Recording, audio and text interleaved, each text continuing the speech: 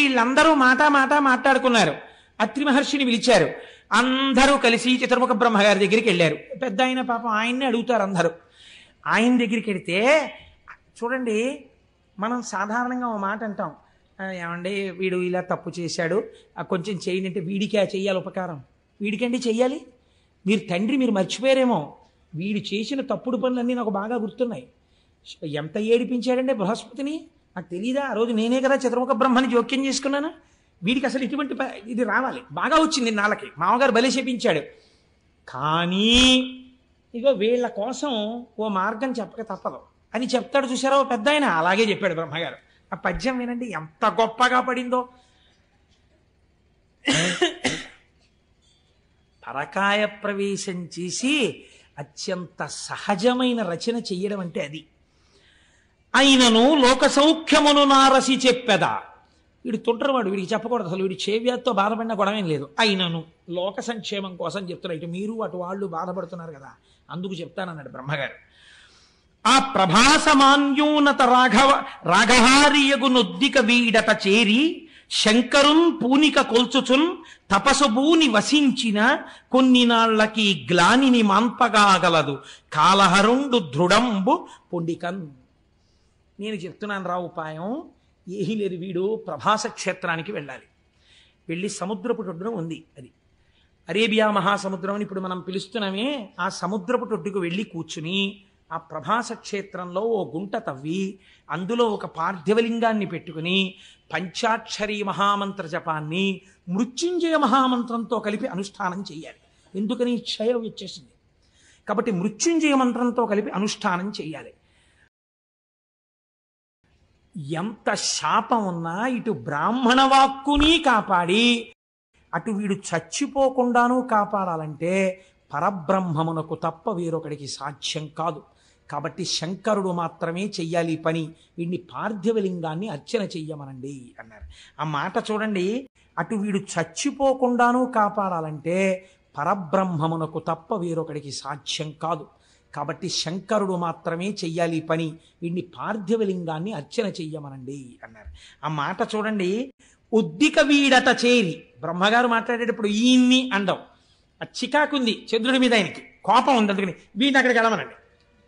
ఎంత బాగా అన్నాడు చూడండి, ఒద్దిక వీడట. అక్కడైనా బుద్ధిగా కూర్చోవాలి, మళ్ళీ అక్కడికి వెళ్ళి కూర్చుని ఏదో పనులు మొదలెట్టకూడదు, మళ్ళీ ఏదో శాపాలు తెచ్చుకోకూడదు, మళ్ళీ నా దగ్గర రాకూడదు. ఉద్దిక అక్కడ కూర్చుని శివుడి గురించి ఆరాధన చేయమనండి, పోమనండి అక్కడికి. అలాగేనండి బాబాయ్ అన్నాడు ఇప్పుడు అని. ఇప్పుడు బయలుదేరి ప్రభాస క్షేత్రం చేశాడు. ఏం చేస్తాడు? చేసిన పాపం అనుభవించాలి, వచ్చింది శిక్ష. కాబట్టి ఇప్పుడు అక్కడ కూర్చుని పంచాక్షరీ మహామంత్రాన్ని మృత్యుంజయ మహామంత్రంతో అనుసంధానం చేశాడు.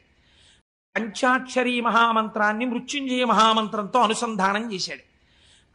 ఇది ప్రసన్నుడు అంటే ఎవడు వ్యాధినిచ్చాడో వాడే శివాశర వ్యాయాతవ తయానో రుద్రమృడయా రక్షించాలి.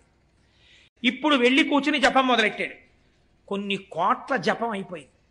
అయిపోయిన తరువాత చంద్రోద్భాసిత శేఖరే స్మరహరే గంగాధరే శంకరే సర్పైర్భూషిత కంఠకర్ణ వివరే నేత్రోద్ధవైశ్వానరే దంతిత్వకృత సుందరాంబరధరే త్రైలోక్య సారే హరే మోక్షార్థం కురు చిత్త వృత్తి మమలాం అంతైస్తు కింకర్మభిః అంటారు శంకరాచార్యుల వారు. అటువంటి స్వరూపంతో భగవానుడు శంకరుడు ప్రత్యక్షమయ్యాడు. స ఉమ పార్వతీ సహితుడై ప్రత్యక్షమయ్యాడు. క్షయవ్యాధితో శుష్కించిపోయి ఉన్నాడు చంద్రుడు. ఏం నాయనా, ఏమిటి నీ అభీష్టం అని అడిగాడు. అయ్యా, నాకు క్షయవ్యాధి తగ్గిపోవాలండి అన్నాడు. ఇప్పుడు నీ క్షయవ్యాధి పోతుంది అని పరమాత్మ అనగలరు అంటే ఎవరి మాట పోయింది? దక్ష ప్రజాపతి మాట పోయింది. అంటే నే శాపం పెట్టేవాడిని, నువ్వు రక్షించేవాడివా అంటాడు. కాబట్టి ఇప్పుడు ఇద్దరిని దృష్టిలో పెట్టుకోవాలి.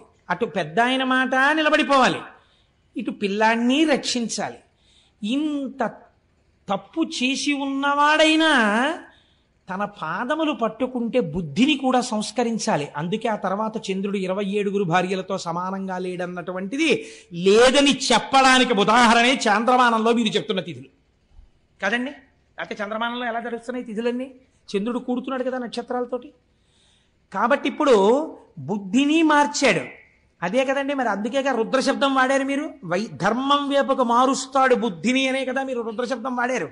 కాబట్టి ఇప్పుడు ఏం చేశాడు? బుద్ధిని ముందు మార్చి అటు పెద్ద ఆయన మాట నిలబెట్టాలి దక్ష ప్రజాపతి. కాబట్టి అన్నాడు, నీకు క్షయ ఉంటుంది, కానీ 15 రోజులు క్షీణిస్తావు, 15 రోజులు వృద్ధి పొందుతుంటావు. కాబట్టి ఇంకా క్షయ పూర్తిగా లేదు, కాబట్టి నశించిపోవు, ఎప్పుడూ హాయిగా ఉంటావు.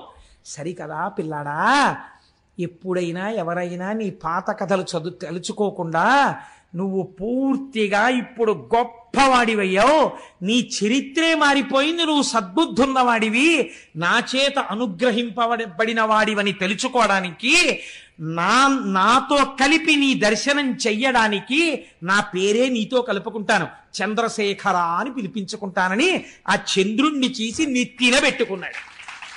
ఏమి ఔదార్యమూర్తి అండి పరమాత్మ! ఇది ఆయన కారుణ్యం అంటే. నీకేమిటి బెంగ? కాలమునకు వశుడు కానివాడను నేను, నా నెత్తి మీద నిన్ను పెట్టుకున్నాను రా. చతుర్ముఖ బ్రహ్మగారు అన్నాడు, వీడును పోయి ఒద్దికను అన్నారు. ఆయన అన్నారు, తప్పు అందరూ చేస్తారులే నాన్న, చేసావు, నీ బుద్ధి మార్చుకో.